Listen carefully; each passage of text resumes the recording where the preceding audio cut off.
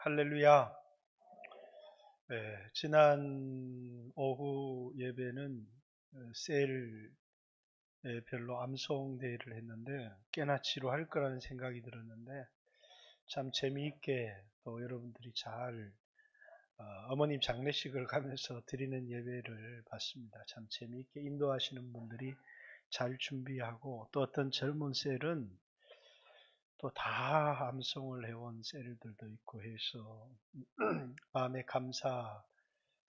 했습니다. 성경 구절 하나하나는 우리에게 참 중요한 게 그게 내 마음속에 소망이 되어져요. 소망.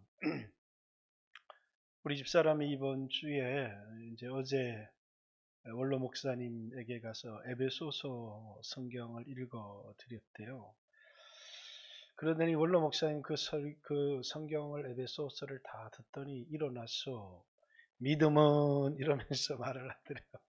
믿음은 하나님이 약속하신 것을 아직 우리에게 주어지지 않았지만 그걸 내가 가진 것으로 믿는 거다. 이렇게 우리 집사람에게 얘기를 하더래요. 그래서 아빠는 뭘 가졌는데 그러니까 하나님 나라를 가졌고 하면서 이제 믿음으로 자기가 가진 것을 이야기를 하시더라는 이야기를 들었습니다. 참 너무 귀하죠. 너무 감사하다는 생각이 들어요. 나이 드신 분들이 나와서 찬송을 하는데 겉사람은 후패하나 속사람은 날로 새롭도다 한 것처럼 우리 육체에는 소망이 없어요. 그러나 우리에게는 또 다른 때가 있죠. 하나님이 약속하신 영원한 삶이 우리에게 있습니다. 그래서 에베소서에 우리 집사람 에베소서를 이렇게 읽어드렸다고 하니까 에베소서 1장 바울의 기도가 생각이 나더라고요. 하나님이 지혜와 계시의 영을 주셔서 하나님을 알게 하시고 또 우리 마음의 눈을 밝히사 성도의 기업의 풍성함이 어떠한 줄을 알게 하기를 원한다. 여러분과 제가 예수님 십자가의 죽으심을 통하여 다 영생을 얻었고 하나님 나라를 기업으로 물려받았어요. 그러나 이제 우리가 얻을 그 기업이 있어요. 천국에 가면. 근데 그 기업의 풍성함은 사람들마다 다 달라요. 여러분들이 이 땅에 수고한 것에 따라 그 우리에게 주어지는 기업은 다 다르다라는 사실입니다. 우리가 신앙생활을 열심히 하는 이유는 구원을 얻기 위해서 신앙생활을 열심히 하는 것 아니에요. 구원은 거저 얻은 거예요. 예수 믿는 누구나 그냥 얻은 거예요. 그러나 저 천국 가면 기업은 다 달라요. 그죠? 내가 이 땅에 열심히 했는데 이 땅에 칭찬받고 다 받아버리면 그 기업은 없어요. 그래서 마태복음 6장에도 사람에게 보이려고 의를 행한 사람들이 나오죠. 길거리에서 기도했는데 그 상은 이 땅에서 다 받았다는 거예요. 그래서 오른손이 하는 일을 왼손이 모르게 해라. 그래야 어디에 상이 있어요? 하늘에 상이 있는 것이다. 이렇게 우리에게 말하고 있습니다. 우리 영광교회 모든 성도들이 이 땅에서도 풍성하지만 하늘에 하나님이 주시는 풍성한 기업이 여러분에게 있고 그것에 대한 소망이 여러분들에게 있었으면 좋겠다. 이 땅에 여러분에게 준 기업은 그냥 여러분 게 아니고 여러분 것이라고 생각하는데 그건 청직이고 하늘에서 여러분에게 주어진 기업은 정말 여러분 거예요. 근데 이 땅에서는 와장창 벌었는데 천국 가니까 아무것도 없다. 그건 인생을 하나님 약속을 믿지 못하고 산 삶이다는 그런 생각이 듭니다. 자, 오늘 이제 사무엘하 6장, 다윗이 5장에 이스라엘 전체 나라의 왕이 되고 난 다음에 처음으로 한 일이 나와 있어요. 그죠? 처음으로 무슨 일을 했을까? 이 처음으로 한 일이 굉장히 중요한데 이게 이제 그의 통치 철학, 또 이제 목사에게는 목회 철학, 정치 철학이 그의 처음 한 일에 딱 담겨져 있어요. 여러분 이제 우리도 5월 9일이 지나고 5월 10일이 되면 대통령이 바뀌어요. 여러분 이제 문재인 대통령의 통치 철학, 여러분 요약할 수 있어요? 이분은 어떤 통치 철학을 가지고 나라를 통치했을까? 그러면 이제 새로 당선인이 대통령이 되면 나라가 뭐가 바뀔까? 이렇게 왜? 네, 각 사람마다 통치 철학이 있기 때문이에요. 그죠? 이제 뭐 각각 설명하기가 굉장히 어렵지만 이제 이 문재인 대통령의 통치 철학은 주택 정책에 그대로 들어 있어요. 자유민주주의의 통치에서는 이제 주택 가격을 잡을 때 수요와 공급을 통하여 잡아요. 그죠? 이제 사람들에게 자유 경쟁에 맡기면서 가격을 내리는 방법이 있다면 그건 수요를 늘리는 방법인데 공급을 전혀 늘리지 않으면서 이주택자 가진 사람의 세금을 들이때리기 시작했어요. 정부가 주택시장에 적극적으로 개입하며 통제하는데 사람들에게 가격이 수요와 공급에 의해서 가격이 맞춰지는 게 아니라 정부가 적극적으로 세금 정책을 통해서 집 두 채 가진 사람한테 세금을 때리고 다 팔도록 했어요. 문제가 일어나기 시작했어요. 마산 땅 집 갖고 한 채 갖고 있다 세금 들이맞는 것보다 마산에 있는 집은 다 팔아보자. 그러면서 다 팔아버린 거예요. 그리고 뭡니까? 서울에 가서 똘똘한 집 한 채 가지자. 그래서 이제 서울의 집값은 강남의 집값은 폭등하고 경남의 집값은 폭락하는 일들이 일어나기 시작했어요. 왜 그럴까요? 정부가 수요와 공급에 의해서 시장 경제 체제로 나라의 경제 통치를 이끌어간 게 아니라 사회주의처럼 정부가 통제 경제 안에 주도하려고 했기 때문에 그렇죠.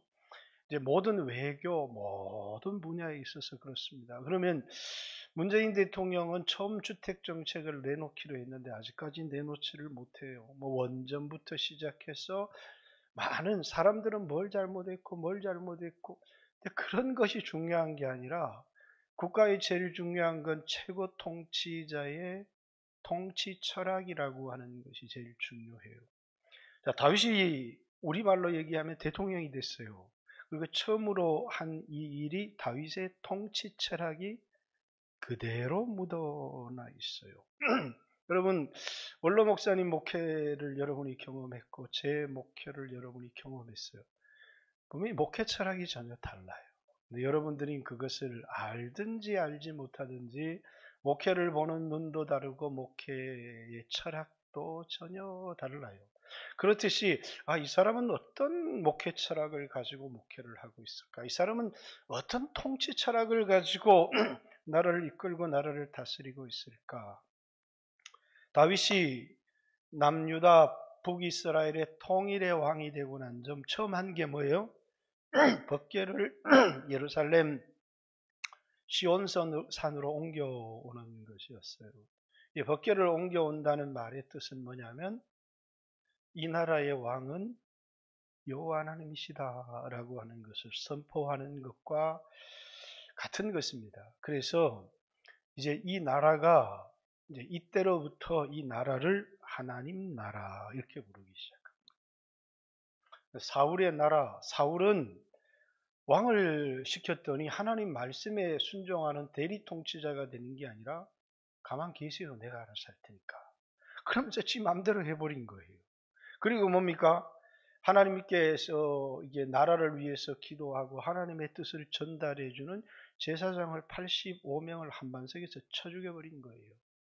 그러니까 사울을 통해서는 하나님의 통치가 이 땅에 실현되는 것을 불가능하다는 사실을 알았어요. 사울에게 가장 중요한 건 자기를 위한 기념비도 세우고 해서 사람들이 자기에게 복종하는 것이 자기의 권위가 세워지는 것이고 왕권이 누구나 강화되기를 원하는데 사울에게 복종하기를 원했습니다. 그러나 다윗은 내 종 다윗을 만나니 내 마음에 합하다. 뭐가 하나님 마음에 그렇게 합했느냐? 하나님의 통치 철학이 다윗과 딱 맞아 들어가는 겁니다. 왕은 뭡니까? 세컨 킹이에요. 제가 세컨 킹이라는 말을 자주 썼는데 이 세컨 킹은 하늘에 가니까 하나님 보좌 우편에 그리스도가 앉아 계셔요. 하나님 보좌 우편에 앉아 있는 이 사람을 세컨킹이라고 그래요. 이 세컨킹의 다른 이름을 기름 부음 받은 자 또는 그리스도 이렇게 얘기를 하는 겁니다. 다시 말해서 하나님이 기름을 부은 것은 하나님을 대리 통치하는, 하나님이 직접 이 땅에 오셔서 통치를 할 수가 없는데 하나님의 뜻을 받들어 하나님 뜻대로 대리 통치자로서의 왕. 자기 마음대로 하는 왕이 아니라 내가 왕인데 이렇게 하는 게 아니라 이 나라의 왕은 하나님이시고, 그래서 자기는 하나님께 묻고 하나님 말씀에 순종하는 대리 통치자로서 이렇게 나라를 다스리겠다라고 하는 것을 선포하는 것이 법궤를 이동하는 사건이었습니다. 대구에서 교회를 개척해서 목회를 하다가 이제 우리 집사람하고 결혼을 해서 95년 이제 9월에 영광교회를 왔는데, 제가 목회하던 교회를 경북대 선배님에게 이렇게 와서 목회를 하시라고 82학번 선배님에게 물려주었는데, 그분이 오셔서 저물어 앉는 설교가 뭐냐면 자기는 부목사라는 거예요. 담임 목사가 있는데 우리 교회 담임 목사님이 예수님이시고, 그리고 이제 자기가 예수님이 하시는 대로만 목회를 하겠다 이렇게 얘기를 했어요. 그게 이제 다윗의 통치 철학과 딱 맞는 거예요. 그분은 큰 교회로 부흥하지는 못했지만 지금도 대구에서 목회를 아주 잘하고 계세요. 그래서 대구에 우리 집사람하고 기도회 세미나를 갔다가도 그분들이 찾아와서 인사를 하고 교제를 나누고 그런 최근에도 그런 경험이 있는데, 어쨌든 이 다윗은 법궤를 예루살렘으로 모셔왔다라고 하는 것은 이제 그 법궤는 하나님의 임재를 상징하는 것이거든요. 그러니까 이제 예루살렘은 왕의 도성인데 그곳에 법궤를 모시고, 그리고 이제 제사장들이 그 법궤를 두고 이제 끊임없이 기도하고 찬송을 하게 있어요. 어느 나라와 전쟁을 하는데 이길 건지 안 이길 건지 이게 중요한 게 아니고, 이제 제사장들이 기도하고 하나님 앞에 막 기도합니다. 그리고 나서 제사장이 하나님의 뜻을 왕에게 전해주면 왕은 그 뜻에 순종하는 실행자였지 결정자가 아니었어요. 이게 너무너무 중요한 다윗의 통치 철학이에요. 자기는 뭐라고요? 행동대장이지 보스가 아니라는 거예요. 그래서 제사장들을 통해서 자신에게 전달된 하나님의 뜻을 실행하는 종으로서의 행동대장으로서의 왕이었지, 그는 자기가 결정권자로 서지 않았다는 거예요. 단지 하나님의 뜻이 무엇인지 기도를 통해서 물었어요. 그리고 하나님의 음성을 제사장을 통하여 듣고, 그리고 그것을 실행하는 통치자. 그래서 이제 우리나라에 한때 이제 다윗의 장막이라고 하는, 지금도 이제 찬양 다윗의 장막이 많이 나오죠.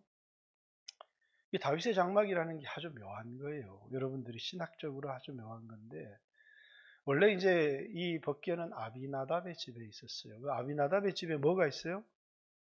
하나님 성소가 거기 있어요. 성소. 아직 예루살렘 성전이 건축하기 전에 성소가 있는데, 성소는 이제 성전 마당에 거기에 보면 번제단도 있고 물두멍도 있고, 성소에 들어가면 이제 금향로도 있고 떡상도 있고 분향단도 있고, 지성소 안에 들어가면 법궤가 있고 법궤 위에 그룹이 있고 그 안에는 아론의 쌍난 지팡이도 있고 또 광야에서 먹었던 만나도 있고 율법의 두 돌판도 들어있거든요. 이게 다 어디에 있어요? 성소에 있는 거예요. 이 성소 법궤는 어디에 있어야 되느냐면 하나님의 지성소 안에 있어야 되는 거예요. 이 법궤 안에는 뭐가 들어있어요? 모세의 두 돌판이 들어있고 아론의 쌍난 지팡이가 들어있고, 그리고 만나가 들어있거든요. 그래서 이 법궤의 이름은 세 개예요. 모세의 율법판이 들어갔을 때 그걸 법궤 이렇게 얘기를 해요. 그리고 만나가 들어갔을 때 그 이름을 언약궤 이렇게 얘기를 했어요. 그리고 이제 아론의 쌍난지팡이가 들어갔을 때 그걸 증거계 이렇게 얘기를 했어요. 이제 법궤라고 하고 증거계라고도 하고 그리고 이제 언약궤라고 하는 이 궤를 어디로 이제 예루살렘 성으로 모셔온 거예요. 그건 하나님의 임재의 상징인데, 근데 여러분들이 레위기 제사법에서 배웠듯이 이 법궤는 아무나 모시지도 못하지만 법궤 앞에 아무나 나갈 수가 없어요. 왜? 가려져 있어요. 가려져 있어요. 그래서 예수님이 십자가에 못 박힐 때 성소와 지성소 사이에 가려져 있던 뭐가요? 휘장이 찢어지면서 하나님 앞에 나갈 수 있는 길이 우리에게 열려진 거예요. 그게 히브리서 10장 19절에 피를 힘입어 하나님 은혜의 보좌 앞에 담대히 나가라. 예수님이 십자가를 통해서 우리에게 열어놓은 새롭고 살 길이다 이렇게 이야기를 하는 언약계 하나님 은혜의 보좌 앞에 나갈 수 있는 길을 두 그룹 천사가 이렇게 있는데 그 위에 보좌가 있는데 그것을 씌운 자 하나님의 은혜의 보좌다 이렇게 얘기를 하는데 근데 다윗 시대는 아주 특이해요. 왜냐하면 성소와 지성소 사이에 가려져 있어야 되는데 법궤를 어디에 두었어요? 휘장 가운데 두었어요. 성소가 있는 게 아니라 솔로몬 때 성전이 지어졌기 때문에 그냥 텐트를 치고 그래서 다윗이 성전 짓기를 나는 백향목궁에 거하는데 하나님의 기회는 휘장 가운데 있도다 이렇게 다윗이 탄식한 거거든요. 그때 그 휘장 가운데 있다는 게 성소에 있다는 거예요? 아니요, 그냥 텐트 가운데 있었어요. 그래서 이 다윗의 장막을 구약판 신약이라고 얘기를 해요. 뭐가 없이요? 제사가 없이도 또 하나님의 법궤 앞에 누구든지 나갈 수 있는 특별한 시대가 그 시대에 열려졌던 겁니다. 그래서 이제 사도행전 15장에 보면 이제 주를 찾는 자들로 하여금 다윗의 장막을 일으키려. 그 다윗의 장막을 일으킨다는 거, 이 다윗의 장막이 뭐냐면 다윗 시대에 가려졌던 법궤가 가려졌던 그 시대가 아니라 누구든지 제사장이 거기서 하나님의 뜻을 그래서 이제 거기에는 뭐가 있었느냐면 찬양대 세 개가 있었어요. 이제 우리가 잘 아는 시편에 뭐 아삽부터 또 누굽니까? 세 명의 찬양단이 있어서 24시간 그곳에서 막 하나님을 찬양하기 시작을 했고 제사장들이 기도하기 시작했고 그러면서 이 중보기도를 통해서 이 땅을 향한 왕을 향한 하나님의 말씀을 듣기를 원했어요. 그리고 하나님의 말씀을 듣고 그 말씀대로 나라를 통치했어요. 그러니까 이 나라는 어느 나라라고요? 하나님의 나라예요. 하나님이 다스리시는 나라. 그게 다윗의 중요한 가장 통치 철학이었다는 거예요. 그래서 다윗은 법궤를 예루살렘 성으로 모셔오기를 원했어요. 그래서 이제 하나님 나라를 회복하심이 어느 때입니까? 이렇게 얘기를 해요. 제자들이 예수님께. 왜? 하나님 나라를 상실했어요. 왜 나라를 상실했느냐? 주권을 상실했거든요. 주권을 누가 가지고 있어요? 로마가 가지고 있어요. 하나님 나라를 회복하심이 이때입니까? 라는 것은 우리가 언제 로마로부터 독립을 해서 하나님이 다스리는 하나님의 나라를 세울 수 있겠습니까? 유대인들이 기대했던 하나님의 나라는 유대의 독립과 그래서 이제 유대의 새로운 그리스도께서 이 땅에 다윗의 후손으로 오셔서 하나님 나라를 세울 자로 생각을 했던 겁니다. 이 땅에. 그러나 예수님이 이 땅에 오셔서 세운 하나님의 나라는 뭐였어요? 교회였어요, 교회. 그래서 이 교회의 머리가 누구냐면 예수 그리스도예요. 그래서 교회는 하나님 나라예요. 이 교회의 통치 철학이 분명해야 되는 것은 이건 이제 목회 철학이라고 하는 건데 누가 하는 거예요? 예수님이 주권을 가지고 있는 거예요. 그런데 이제 이 예수님이 우리 교회를 다스리는데 누가 예수님의 대리자가 될 건가에 대한 정치 구조가 생겨난 거예요. 감독이 예수님 대리자지. 그러면 감리교가 되는 거예요. 장로가 예수님 대리자지. 그러면 그게 장로교가 되는 겁니다. 회중이 예수님 대리자다. 그런 거 회중주의 침례교회가 되는 거예요. 그래서 결정권이 사무처리에 있으면 침례교회고 모든 결정권이 당에 있으면 장로교회고, 모든 결정권이 감독 한 사람에게 있으면 감리교회가 되고. 왜? 통치 철학은 같아요. 교회는 누가 왕이에요? 예수님이 왕이에요. 근데 가장 중요한 건 누가 결정권을 가지고 결정을 하든지 간에 가장 중요한 거는 물어야 된다는 거예요. 여러분, 교회뿐만 아니라 여러분의 인생도 마찬가지예요. 예수님을 그리스도와 주로 모셨다면 여러분의 어떤 결정도 뭐라고 하나님께 물어야 된다는 거예요. 묻지 않고 내가 결정하면 그때부터 내가 왕이 되는 거예요. 그런데 하나님께 물어요. 그래서 그걸 피에로의 삶이라고 해요. 플레이어. 기도한다는 거예요. 그리고 오베이, 들어요. 리슨이죠. 들어요. 오베이, 순종한다는 거. 이게 철저히 우리 삶의 그리스도인의 삶을 주장하는 게 묻고 듣고 순종하는 삶. 누가 왕이기 때문에요? 예수님이 왕이기 때문이에요. 그런데 우리 안에는 육신의 정욕이 있어요. 내 마음대로 하고 싶은, 내가 왕이 되고 싶은, 내 뜻대로 살고 싶은. 근데 다윗이 왕이 되자마자 나라를 이끌어가는데 통치 철학을 딱 정하는 겁니다. 이 나라의 왕은 하나님. 그래서 이 나라를 하나님 나라라고 한다. 그래서 이 다윗 때에 완성된 하나님의 나라. 이게 하나님이 아브라함에게 약속했던 약속이 1차적으로 성취되어지는 때가 다윗 때예요. 그래서 이제 다윗 때의 영광을 이스라엘 사람들은 그렇게 그리워하는 거예요. 왜? 하나님이 통치했던 시대이기 때문에. 왕이 기분 나쁘다고 해서 아무나 죽여. 이렇게 죽이는 일이 없었다는 거예요. 왜? 하나님께 묻고 하나님 뜻대로 하는 하나님 손에 붙들린 도구였지 자기 마음대로 하는 사람이 아니었다는 거예요. 그래서 다윗은 그의 통치 철학, 나라를 이끌어가는데 한 번도 자기를 왕이라고 생각한 적이 없어요. 이건 내 나라인데 그럼 뭡니까? 다음에도 내 아들한테 물려주면 되지. 근데 내 나라라고 생각한 적이 없는 거예요. 그러니까 하나님이 이제 다음 장에 가면 하나님이 다윗과 언약을 맺어요. 다윗이 법궤를 예루살렘 성으로 모셔오니까 하나님이 너무 마음에 든 거예요. 왜? 그의 통치 철학이 딱 마음에 든 거예요. 그래서 이 나라 네 아들에게 물려줘 이렇게 얘기를 한 겁니다. 그러니까 다윗이 감격을 해서 기도를 드려요. 왜? 네 격이 때문에 네 아들에게 물어주려는 게 아니라 너처럼만 통치한다면 그 다음에 너 후손에 어떤 왕이 온다고 할지라도 묻고 내 말에 순종해서 통치만 한다면 그 나라는 여전히 하나님 나라가 되기 때문이에요. 그죠? 그게 가장 중요하다는 거예요.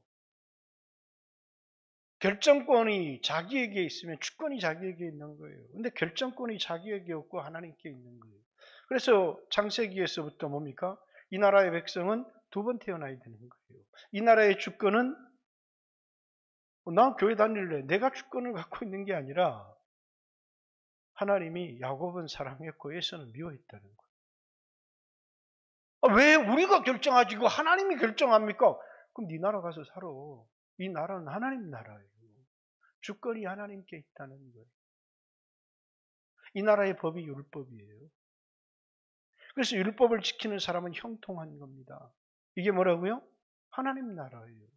다윗의 통치 철학을 이 6장에서 그대로 볼 수 있는데 통일 나라를 세우고자 말자 바로 아비나답의 집에 있는 법궤를 모셔와서 이제 이 나라의 왕은 여호와 하나님이십니다. 이 나라는 하나님 말씀대로 통치되어지는 나라입니다. 그리고 성경책을 옆에 놓고 다윗이 매일 성경을 읽는 겁니다. 읽고 묵상하는 거예요. 다윗이 시편 119편에 보면 하나님 말씀을 얼마나 사랑했는 줄 알죠? 묵상을 하면서 어떻게 해요? 이제 신명기에 약속한 대로 왕은 여호와의 율법을 등사해서 그것을 날마다 묵상하고 그 가운데 기록된 대로만 살면 되는 거예요. 그게 형통한 비결이에요. 다윗이 죽으면서 내가 모든 사람의 가는 길로 간다 하면서 솔로몬에게 뭐라고요? 성경책 읽으라는 거예요. 그리고 성경에 기록된 대로만 하라는 거예요. 그러면 내가 형통할 거다. 왜? 이 나라가 하나님 나라니까. 저는 그래서 아들의 이름을 지었잖아요. 시편 1편 성경 읽고 성경대로만 살라는 거예요. 그러면 시냇가에 심은 나무처럼 형통할 거라는 거예요. 좌로나 우로나 치우치지 말고 여호수아처럼 성경을 읽고 그대로만 살라는 거예요. 그러면 네가 어디를 가든지 승리할 거라는 거예요.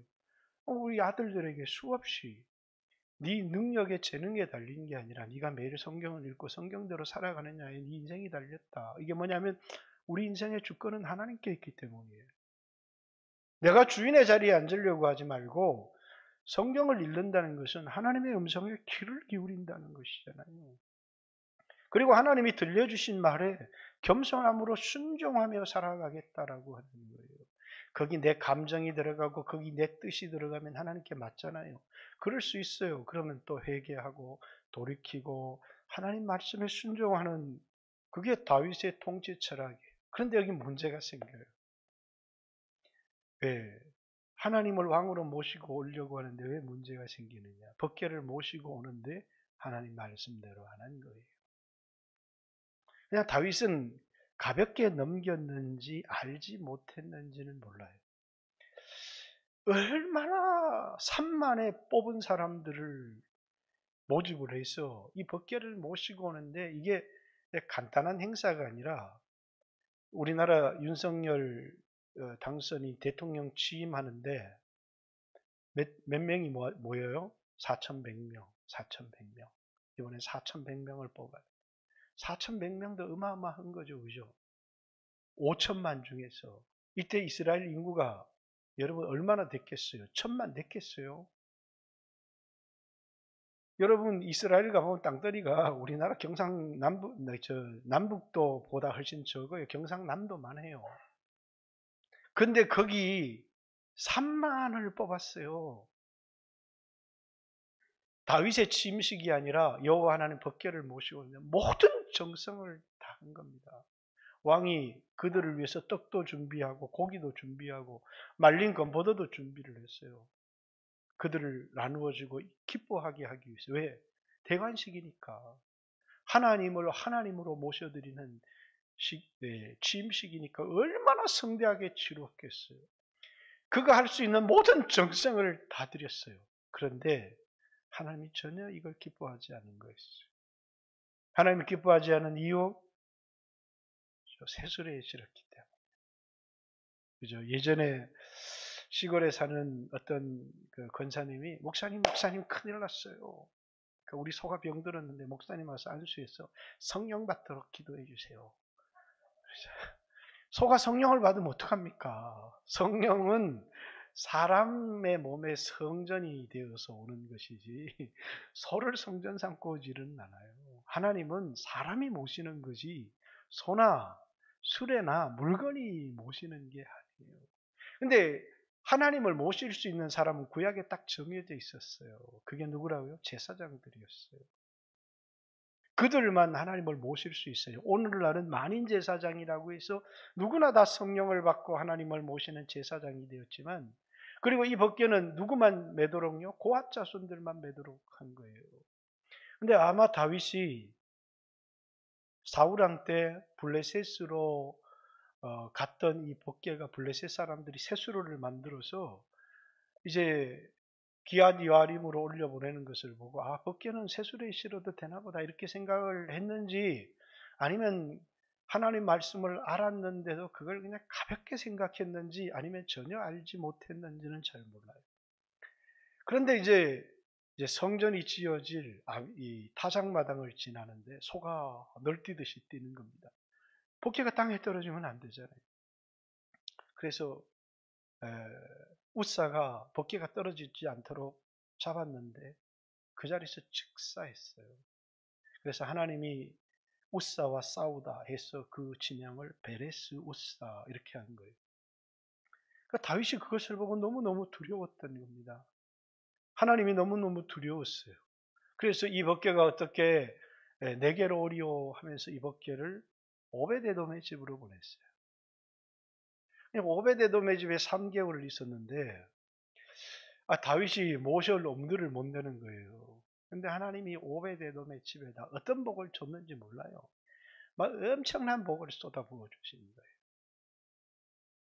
하나님이 이방인들을 구원하는데 어마어마하게 이방인들이 막 하나님께로 막 돌아오게 하시는 거예요. 왜 그랬을까요? 유대인들로 식이 나게 하기 위해서.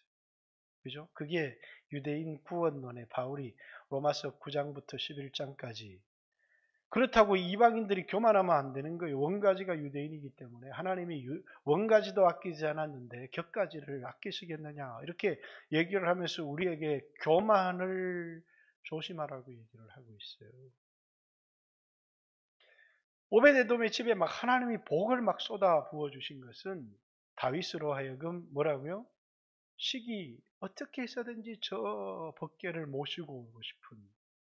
그래서 이제 그가 성경을 연구했든지 뭘 했든지 하나님을 모시는데 열심이 중요한 게 아니고 정성이 중요한 게 아니고 하나님을 모시는데 가장 중요한 건 뭐라고요? 순종. 모세가 성막을 지었는데 말씀대로요. 예수님이 이 땅에 오셔서 행한 모든 것이 뭡니까? 말씀대로 죽으시고 말씀대로 부활하시고 말씀대로 이렇게 고린도전서 15장에 그죠? 그죠? 우리는 하나님을 섬기는 게 뭐냐면 우리가 정성을 다하면 하나님이 받으실 거라고 생각해요. 비나이다, 비나이다, 신령님께 비나이다 이렇게 말하지 않아도 비나이다, 비나이다, 예수님께 비나이다 아무리 그래도 소용이 없어요. 하나님이 보시는 건 우리 정성도 중요하지만 제일 중요한 건 뭐라고요? 순종이에요, 순종. 하나님 순종을 보고 일하세요. 근데 이 정성을 많이 들인 사람들이 시험에 자주 넘어져요. 이유가 뭐냐면 내가 이렇게 정성을 들였는데 하나님이 알아주지도 않고 말이야. 이러면서. 근데 신앙은 정성이 아니에요. 신앙은 뭐라고요? 순종. 그래서 신앙의 가장 중요한 건 하나님 말씀을 아는 것이고 하나님 뜻을 아는 것. 그래서 다른 뭐 이런 데 가면 다른 종교하고 다르게 기독교만큼은 내도록 설교를 하는 거예요. 가톨릭에 가면 설교가 없고 뭐가 있어요? 다 의식이에요, 의식. 다른 데로 가면 다 정성 들이고 뭐 이렇게 하는 건데 기독교는 뭐 정성 이런 거는 별로 없고 계속 설교를 들으라는 거예요. 그건 뭐가 다르냐?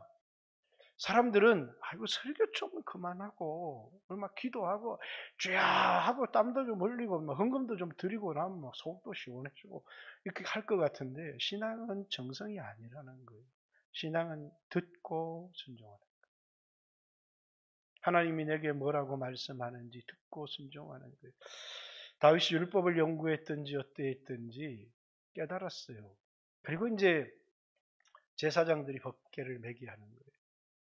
술에 씻는 게 더 좋지 않는가? 그렇죠. 성령님은 술에 오시지도 않고 개나 소에 오시지도 않아요. 성령님은 오직 사람의 몸에 오세요. 우리 몸이 그래서 귀한 거예요. 뭐가 될 수 있기 때문에? 하나님의 성전이 될 수 있기 때문에. 교회가 왜 중요하죠?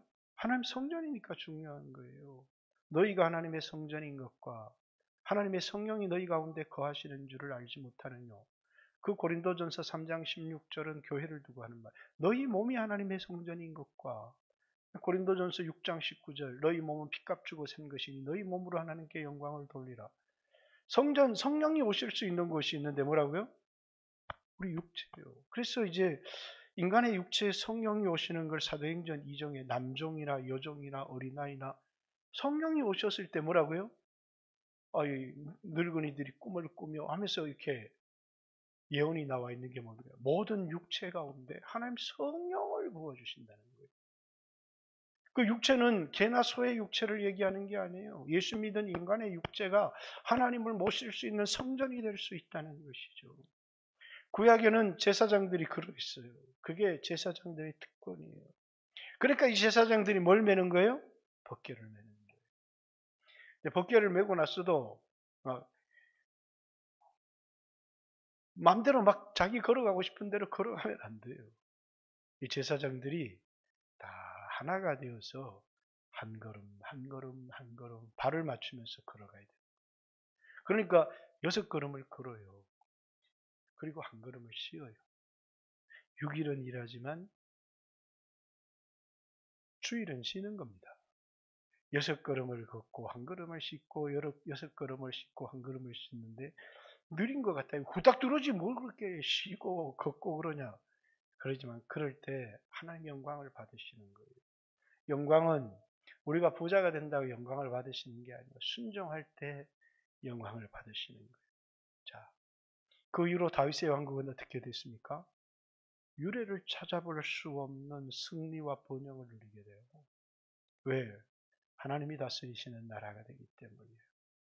오늘 우리의 삶의 형통의 비결, 그렇죠. 형통. 성경의 형통장이 나와 있어요. 시편 1편이 형통이고 창세기 39장이 형통이고 여호수아 1장이 형통이에요. 형통마다 나오는 대표적인 게 뭐예요? 순종이에요. 여호와 율법책을 주야로 묵상해서 그 가운데 기록된 대로 다 지켜 행하라. 그리하면 내가 형통할 것이다. 복 있는 사람은 악인에게 죄인의 길 오만한 자의 자리에 앉지 아니하고 여호와의 율법을 즐거워함으로 그 율법을 주야로 묵상하는 자도다. 저는 시냇가에 심은 나무가 시절을 쫓아 가시를 맺으며 그 잎사귀가 마르지 아니함 같이 그 행사가 다 형통하리로다. 그 형통과 관계된 창세기 39절 요셉의 형통, 감옥에서도 형통하고 또 보디발의 집에서도 형통하고, 왜? 하나님이 그와 함께 하세요. 어떤 사람에게 함께 하시느냐? 하나님을 모시고 하나님 뜻에 순종하는 사람에게 하나님이 함께 하시는 거예요. 이것이 오늘 그리스도인의 삶의 비결이에요. 그리스도인은 이렇게 살아라라는 것입니다. 그것이 세상을 이기는 비결이고, 그건 우리 힘으로 살아가는 게 아니라 하나님의 능력으로 살아가는 비결이기 때문에 그래요. 그래서 여러분이 이렇게 보면서 이게 다윗의 통치 철학이었고, 하나님은 이 통치 철학이 너무 마음에 들어서 그 아들에게까지 왕권을 전수할 수 있도록 했구나라는 사실을 기억해야 되고, 우리나라도 그렇죠. 어떤 사람이 대통령이 되면 이제 외교는 어떻게 하고 경제는 어떻게 하고 이렇게 쭉 살피면서 이 사람이 가지고 있는 나라를 운영하는 큰 틀, 통치 철학을 우리가 볼 수 있어야 되죠. 그 정치 철학을 보면서 우리는 투표를 하는 거예요.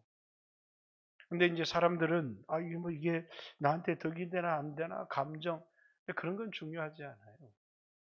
이 사람이 가지고 있는 통치 철학이 하나님이 복을 주시느냐 아니 주시느냐를 결정하는 중요한 문제이기 때문에, 소소한 작은 문제도 우리에게 있을 수 있지만 여러분들도 마찬가지예요. 여러분의 인생을 어떻게 살아갈 것인가, 여러분의 인생관, 세계관, 역시 여러분이 그리스도인으로서 가져야 될 올바른 세계관을 가져야 되고 인생관을 가져야 되는데, 교회 와서 기도도 하고 이렇게 하는데 살아가는 건 자기 마음대로 살아간다는 거예요. 나는 하나님께 정성을 들였는데 왜 하나님이 나에게 복을 주시지 않느냐? 신앙은 순종. 하나님이 왕이시라는 것을 인정하고 그분의 말씀에 순종하며 살아갈 때 우리의 삶이 형통하다는 사실을 기억하고, 다윗의 정치 철학, 다윗의 통치관을 보면서 여러분들도 여러분의 인생관을 정하고 여러분 자녀들을 어떻게 교육하고 가르칠 것을, 하나님 말씀대로 살아가는 것을 가르치도록 하시고, 여러분이 인생에 실패하고 넘어졌을 때 나에게 어떤 부분이 실패하게 했는가? 결국은 하나요. 말씀대로 하지 않은 부분들이 있기 때문이죠. 다윗이 말씀대로 안 하니까 우사가 죽는 거예요. 오늘 여러분과 저희 삶의 말씀대로 살지 못하는 부분들을 찾아내고 고쳐가고, 그러면서 하나님이 우리에게 주시는 은혜를 경험하는 귀한 성도들이 되시기를 주님의 이름으로 축복합니다. 같이 한번 주여하신 의 하나님 앞에 2, 3분만 같이 기도합니다. 기도드리겠습니다. 주여